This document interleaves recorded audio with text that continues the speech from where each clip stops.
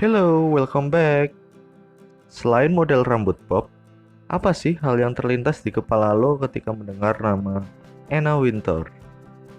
Dan buat yang belum tahu Anna Wintour itu siapa, gue saranin lo buat nonton video ini, yang linknya udah gue taruh di deskripsi.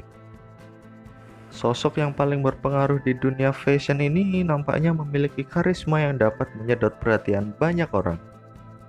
Entah dari kacamata hitamnya, cara ia berpakaian, maupun caranya bertutur kata. Sayangnya tak banyak orang tahu tentang sisi lain dari Anna Wintour. Untuk itu, gue udah rangkum 10 hal tentang Anna Wintour yang jarang orang ketahui. Simak terus. Gaya khas rambut bob dan kacamata hitam. Sosok Anna Wintour identik dengan tatanan rambut bob sebahu dan poni rata yang ikonik. Diketahui, Anna setia dengan potongan rambut ini sejak berusia 14 tahun. Ia tak bisa lepas dari kacamata hitamnya yang jadi andalan. Bahkan saat duduk bersisian dengan Ratu Elizabeth II pada Februari 2018 silam, Anna tetap tak melepas kacamata hitamnya. Tidak menyelesaikan pendidikannya. Terlahir di keluarga berkecukupan, Anna sempat mengenyam pendidikan di North London Collegiate School. Namun pada usia 18 tahun, Anna memutuskan untuk berhenti sekolah dan bekerja sebagai fashion assistant di Harper & Quinn. Lepas dari Harper & Quinn, pada 1976, Anna memutuskan untuk mengejar karir di Amerika dengan bertolak ke New York. Bergonta-ganti pekerjaan. Anna pernah bercerita kepada The Guardian, "Pekerjaan pertamaku di Amerika adalah sebagai junior fashion editor di Harper's Bazaar, yang hanya kunikmati sejenak karena setelahnya saya dipecat oleh editor-in-chief karena terlalu bergaya Eropa. Saat itu saya tak paham apa maksudnya. Namun jika dipikir kembali, maksudnya mungkin sikap saya yang keras kepala dan tak pernah mendengarkan arahan editor saya." Dan pada akhirnya Anna Wintour hanya bertahan 9 bulan di Harper Bazaar. Setelahnya, Anna terus bergonta-ganti pekerjaan di media.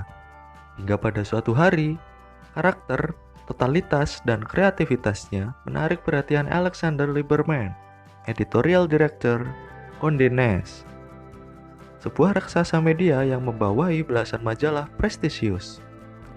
Alexander Liberman menangkap energi Anna dan mempercayainya untuk menjabat sebagai kreatif direktur Vogue Amerika Serikat. Merilis majalah setebal 832 halaman. Sepak terjang Anna Wintour sebagai kepala editor Vogue Amerika pun dimulai pada tahun 1988. Lewat ide-ide briliannya, secara perlahan Anna mengukuhkan eksistensi Vogue Amerika sebagai kitab mode dunia. Selama 30 tahun berkarya di Vogue, Anna menggebrak dunia mode lewat tuangan pemikiran dan beragam isu besar yang diangkatnya. Salah satu yang menarik perhatian dunia adalah Vogue edisi September 2004 yang dicetak setebal 832 halaman. Ini merupakan majalah fashion paling tebal sepanjang sejarah. Totalitas dalam berkarya. Anna Wintour terkenal akan keberanian dan totalitasnya dalam berkarya. Ia jadi yang pertama memadukan high end dan low end fashion dalam satu frame. Cover Vogue pertamanya pada November 1988 menampilkan model Israel berusia 19 tahun yang mengenakan jeans seharga $50 dengan t-shirt berhiaskan permata seharga $10.000. Gebrakan ini, Anna sukses meniupkan hawa segar dalam industri fashion. Seperti yang pernah ia utarakan pada London Daily Telegraph, "Saya ingin Vogue menjadi pasty, sharp, dan seksi. Saya tidak tertarik dengan kemewahan berlebihan. Saya ingin pembacanya jadi energetik, terdiri dari perempuan eksekutif yang berpenghasilan sendiri dan punya minat yang luas." Seorang perfeksionis. Saat bekerja, Anna Wintour dikenal sebagai sosok yang perfeksionis, bertangan besi dan dingin. Bahkan karya fiksi Devil Wears Prada yang ditulis oleh Lauren Weisberger terinspirasi dari pengalamannya selama bekerja di Vogue, Amerika Serikat bersama Anna. Terlepas dari reputasi dan karakter dinginnya, Anna memiliki sisi lembut dan punya mimpi besar untuk memajukan bisnis fashion dunia. Tunjangan fashion $25.000 per bulan. Meski diberi tunjangan fashion sebesar $25.000 per bulan atau setara dengan 356 juta untuk berbelanja, nyatanya Anna mirip dengan Kate Middleton yang senang merecycle baju lamanya. Anna diketahui sangat menyukai setelan kerja, lansiran Prada.